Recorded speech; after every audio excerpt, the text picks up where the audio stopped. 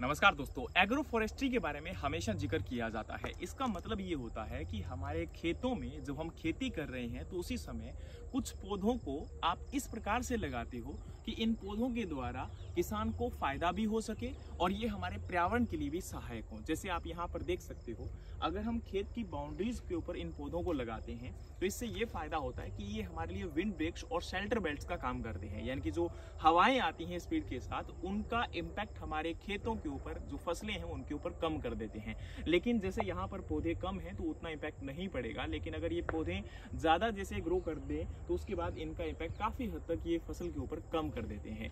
दूसरा, हम ये भी कर सकते हैं कि हमारे खेतों के बीच में जो पौधे हैं इनको प्रॉपर जैसे आपका लाइन में पौधों को लगा दिया जाएगा। और उसके बाद क्या होता है, जैसे मान के चलिए एक लाइन में यहाँ से पौधे लगे हैं, दूसरी लाइन यहाँ से पौधे लगे हैं और उनके बीच में फसलों को लगाया जा रहा है, जो कि हम एक प्रकार से एले क्रॉपिंग का रूप उसको कह सकते हैं। इसके बाद में हमारा नेक्स्ट आता है कि जब हम आपके खेतों के अंदर पौधों को लगा देते हैं और बीच में आपके पशुओं को चरने के लिए फॉडर्स या ये कह सकते हो ग्रासेस वगैरह को ग्रो करवाते हैं, जो कि सिल्वी पास्टोरल का हिस्सा होता है। इसके अलावा हम होम गार्डन या मिक्स गार्डन का एक रूप ग्रो करवाते हैं, जिसमें हमारे घर के पास पास जो थोड़ा सा एरिया बचा होता है उसमें बहुत सारे पौधे जो फलदार होते हैं या हमारे ऐसे पौधे जो कि हमारे लिए डेली सहायक होते हैं, उनको हम लगा देते हैं और वहाँ भी कुछ हद तक ये कह सकते हो मल्टी लेयर्स में हम लोग फार्मिंग करते हैं। इसके अलावा एक हमारा आता है जिसमें हम पौधों को लगाते हैं जहां पर आपका शेड लविंग प्लांट्स को नीचे रखा जाता है और हायर प्लांट्स को ऊपर रखा जाता है। तो ये आपके हिली रीजन्स के अंदर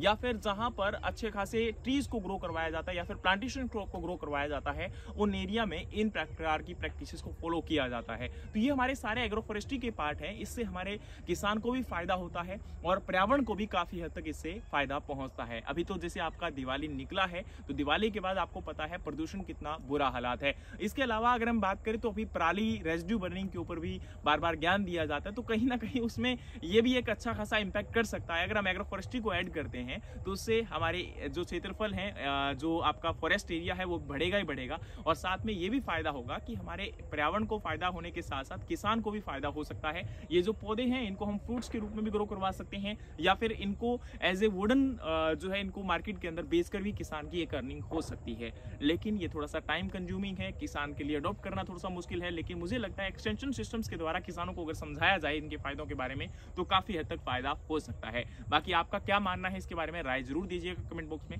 मिलते हैं नेक्स्ट किसी और वीडियो में, तब तक लिए जय हिंद, जय भारत।